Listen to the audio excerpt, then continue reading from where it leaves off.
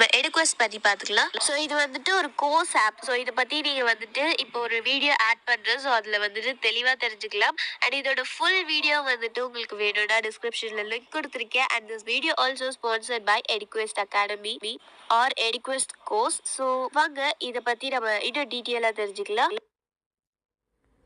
The struggle to find courses that truly speak your language, it's finally over.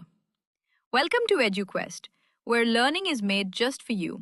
At EduQuest, we bring you a wide range of online courses, from career building programs to skill boosting masterclasses, all in your regional language.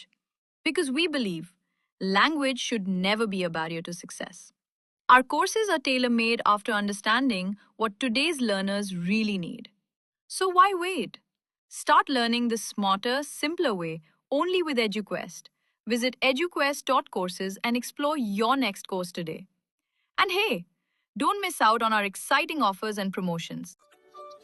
சென்னையில சில ஹோட்டல்கள்ல ரொம்பவே ஃபேமஸான மல்லி பொங்கல் எப்படி செய்யலாம் தான் இன்னைக்கு நாம பார்க்க போறோம். மணக்க மணக்க இந்த மல்லி பொங்கலோட சேர்த்து தேங்காய் சட்னி மட்டும் கொடுத்து பாருங்க. வேணும்னு கேட்டு வாங்கி சாப்பிடுவாங்க.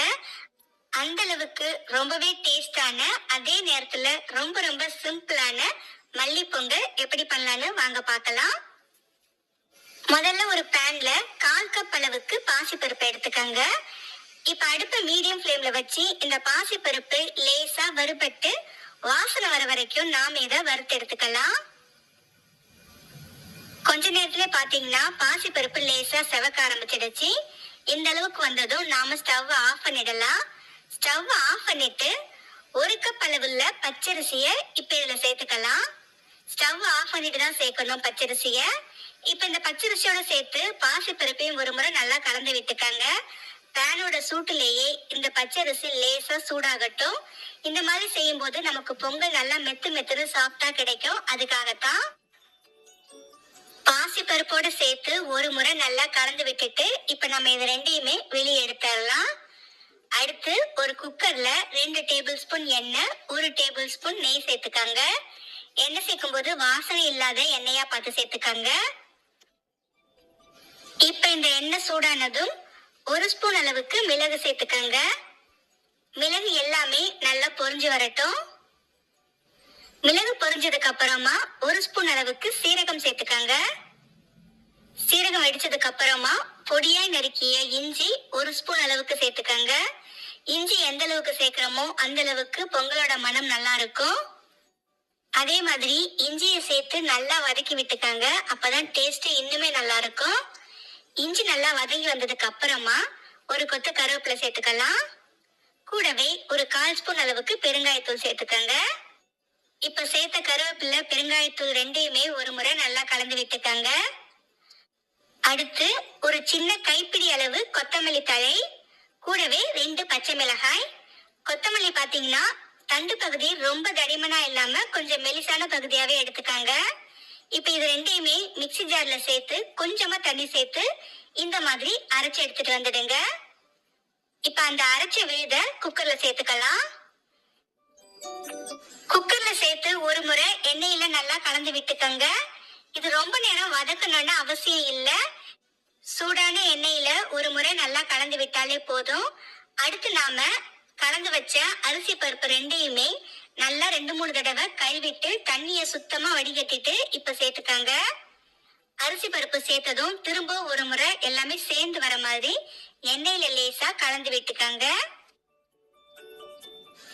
அடுத்து பொங்கலுக்கு தேவையான அளவு தண்ணி சேர்த்துக்கலாம்.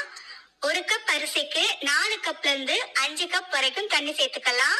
4 கப் சேர்த்தீங்கன்னா கொஞ்சம் இருகலா இருக்கும். 5 கப் சேர்த்தீங்கன்னா ரொம்பவே கொஞ்சம் தண்ணியா இருக்கிற மாதிரி இருக்கும். நான் இன்னைக்கு 4 கப் அளவுக்கு தண்ணி சேர்த்துக்கிறேன். அடுத்து பொங்கலுக்கு தேவையான அளவு உப்பு சேர்த்து ஒரு முறை நல்லா கலந்து விட்டுக்காங்க.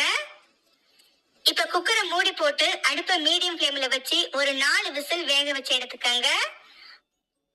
பொங்கல் வெந்து வரத்துக்குள்ளேயே நாம முந்திரிய வறுத்து எடுத்துட்டு வந்துடலாம்.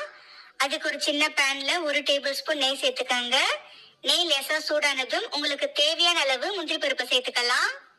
முந்திரி பருப்பு சேர்த்து இந்த முந்திரி பருப்பு லேசா செவந்து நிறம் மாறுற வரைக்கும் நல்லா வறுத்து விட்டுக்கங்க.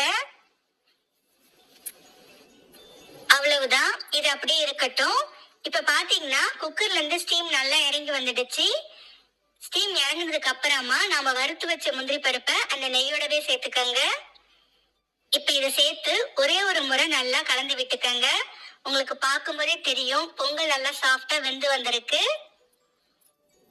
முந்திரியும் நெய்யும் சேர்த்து ஒரு முறை நல்லா கலந்து விட்டதுக்கு அப்புறமா நாம இதை மூடி போட்டு ஒரு 5 நிமிஷம் அப்படியே வச்சிடலாம். 5 நிமிஷத்துக்கு அப்புறம் திறந்து பாத்தீங்கன்னா நல்லா மணக்க மணக்க மல்லி பொங்கல் சூப்பர் ரெடி ஆயிருக்கும். அவ்வளவுதான் ஃப்ரெண்ட்ஸ், இந்த மணக்க மணக்க மல்லி பொங்கல்